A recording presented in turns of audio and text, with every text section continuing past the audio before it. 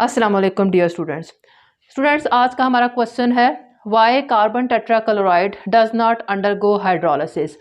सबसे पहले तो मैं आपको बता दूं कि हाइड्रोलिसिस क्या है। हाइड्रोलिसिस में वाटर मॉलिक्यूल स्प्लिट होता है और वो रिएक्शन देता है। ठीक है, हमारे पास H और OH जो होता है वो क्या हो जाएंगे, सेपरेट होंगे।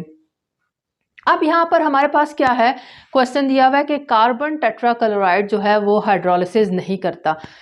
कार्बन फैमिली के जो बाकी मेंबर्स हैं, ठीक है, जैसे कि हमारे पास सिलिकॉन टेट्राहेलाइड्स, हमारे पास जर्मेनियम टेट्राहेलाइड्स, इसी तरह से हमारे पास टिन टेट्राहेलाइड, ये जो टेट्राहेलाइड्स हैं ये सारे वाटर के साथ बड़े आराम से रिएक्शन दे देते हैं। जबकि कार्बन टेट्राक्लोराइड जो है यानी कि कार्बन के टेट्राहेलाइड्स ऐसा रिएक्शन नहीं देते। और वो क्यों नहीं देते तो उसको तो मैं डिस्कस करूंगी, लेकिन पहले हम लोग देख लेते हैं कि जो रिएक्शन देते हैं वो कैसे रिएक्शन देते हैं। हाइड्रोलिसिस का रिएक्शन जो होता है वो 2 स्टेप्स में प्रोसीड होता है। जो हमारे पास स्टेप 1 होता है, स्टेप 1 में हमारे पास क्या होता है कि टेट्राहेलाइड, मैं यहाँ पर जो 4th ग्रुप के एलिमेंट्स हैं उनको M से लिखती हूँ, सेंट्रल है वो, ठीक है, और टेट्राहेलाइड्स हैं तो 4 यहाँ पर क्या लगे हुए हैं, हेलाइड्स। हेलाइड्स के लिए मैं यहाँ पर X का सिंबल यूज करती हूँ। तो ये हमारे पास क्या है, टेट्राहेलाइड है। टेट्राहेलाइड फर्स्ट स्टेप में ये हमारे पास 4 वाटर मॉलिक्यूल्स इसके साथ क्या करेंगे, रिएक्शन करेंगे। अब वाटर का जो हमारे पास ऑक्सीजन है उसके पास 2 लोन पेयर होते हैं। वो लोन पेयर क्या करेंगे, इस सेंट्रल एलिमेंट के साथ, सेंट्रल एटम के साथ कोऑर्डिनेट कोवलेंट बॉन्ड के जरिए अटैच होंगे। ठीक है, कैसे लिखेंगे हम इसको, ये हमारे पास सेंट्रल एटम है, इसके साथ क्या अटैच है, 4 हेलाइड अटैच हुए हुए। अब 4 मॉलिक्यूल्स वाटर के किस तरह से अटैच होंगे, ये हमारे पास वाटर के पास, ऑक्सीजन के पास 2 लोन पेयर होते हैं, तो उनमें से एक लोन पेयर ने क्या किया, सेंट्रल एटम के साथ कोऑर्डिनेट कोवलेंट बॉन्ड बनाया। ये मैंने वाटर का मॉलिक्यूल इसके साथ अटैच करवा दिया बाय कोऑर्डिनेट कोवलेंट बॉन्ड। इसी तरह से हमारे पास एक और वाटर का मॉलिक्यूल कोऑर्डिनेट कोवलेंट बॉन्ड बनाएगा। ठीक है, ये मैंने सेकंड वाटर का मॉलिक्यूल क्या करवा दिया, अटैच करवा दिया। फिर हमारे पास यहाँ पर 3rd कोऑर्डिनेट कोवलेंट बॉन्ड के जरिए अटैच होगा वाटर। ये मैंने 3rd क्या कर दिया, वाटर मॉलिक्यूल अटैच करवा दिया, और यहाँ पर हो जाएगा 4th। ठीक है, ऑक्सीजन के पास 2 लोन पेयर मौजूद हैं, तो उनमें से एक जो है वो कोऑर्डिनेट कोवलेंट बॉन्ड डेवलप कर रहा है। तो ये इस तरह से मैंने क्या कर दिया, यहाँ पर 4 वाटर मॉलिक्यूल्स को अटैच करवा दिया है। अब सेकंड स्टेप में हमारे पास क्या होता है, 4 HX जो होते हैं वो रिमूव हो जाते हैं। ये देखें, H और X ये रिमूव हुआ, ये सेकंड HX, 3rd HX, ये HX। ठीक है, तो 4 HX यहाँ पर से रिमूव होंगे, तो फाइनल प्रोडक्ट हमारे पास क्या बनेगी, जो हाइड्रोलिसिस की बनती है, मेटल के साथ, सॉरी ये जो सेंट्रल एटम है इसके साथ क्या अटैच हो जाएगा। आप देखें, हर OH यहाँ पर भी बच गया, इधर भी OH बच गया, इधर भी OH बच गया, और इधर भी OH बच गया।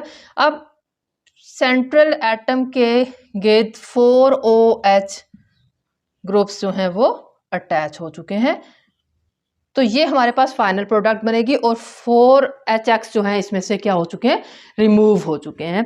तो ये हमारे पास फर्स्ट स्टेप था। ठीक है, इसमें से जो ये वाला इंटरमीडिएट बनता है ये क्या होता है, टेम्पोरेरी इंटरमीडिएट होता है।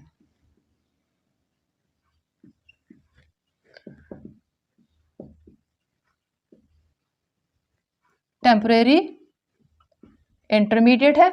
ठीक है, और फौरन से ये क्या करता है, 4 HX को रिमूव करता है, हमारे पास फाइनल प्रोडक्ट को जनरेट कर देता है। अब यहाँ पर हमारे पास कोऑर्डिनेट कोवलेंट बॉन्ड जो है वो बन रहा है, वाटर अपना बना रहा है।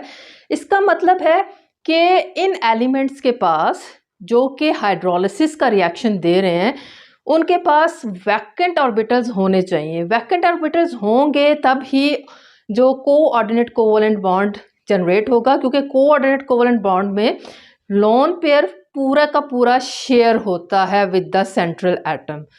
तो इसका मतलब है कि सिलिकॉन, जर्मेनियम और टिन तीनों के पास लोन पेयर मौजूद है। मैं बार बार लेड का नाम इसलिए नहीं ले रही कि लेड जो है वो हाइड्रोलिसिस का इस किस्म का 2 स्टेप रिएक्शन नहीं देता, बल्कि उसकी प्रोडक्ट कुछ और बनती है।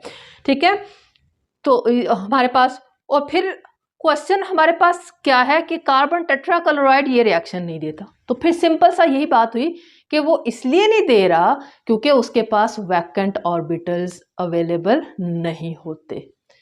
ठीक है, अब हम इसके कंप्लीट जो आंसर है उसकी तरफ मूव करते हैं। Why carbon tetrachloride does not undergo hydrolysis.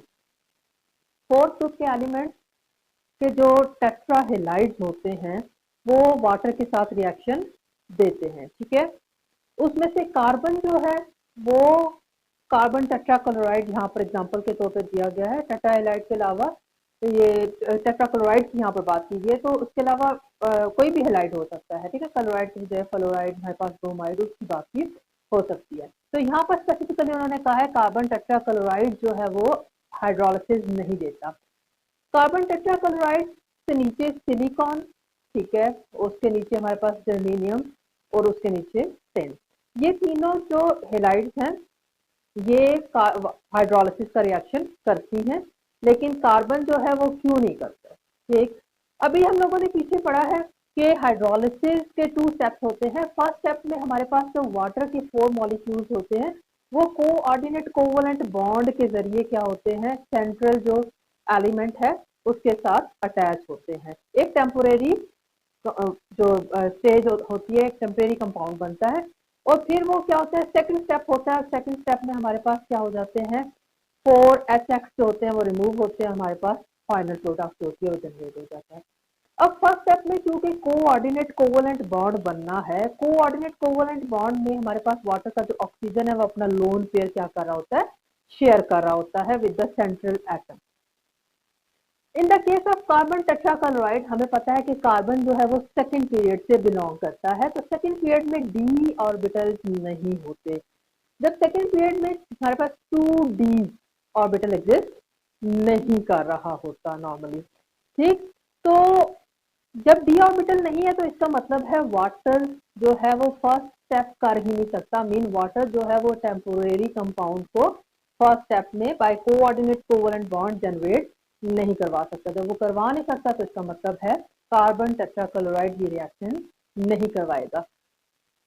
Answer हमारे पास कैसे हम लोग इसको लिख सकते हैं कि we now carbon belongs to second period of periodic table. Second period से बिलोंग कर रहा है carbon, has no D orbitals, उनके पास डी ऑर्बिटल्स नहीं होते, कार्बन के पास डी ऑर्बिटल नहीं होता।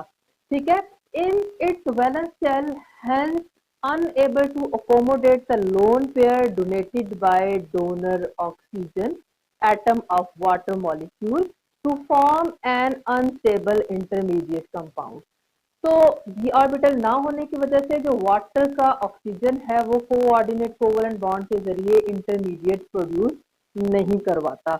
Thus the tetrahalides of carbon like carbon tetrachloride not hydrolyzed, तो वो वाटर के साथ रिएक्शन नहीं देता, जैसा कि बाकी सिलिकॉन, जर्मेनियम और टिन जो हेलाइड्स हैं वो वाटर के साथ हाइड्रोलिसिस करते हैं, जो हम लोग प्रीवियसली देख सके हैं कि वो किस तरह से रिएक्शन करते हैं, उसका प्रोडक्ट क्या बनता है।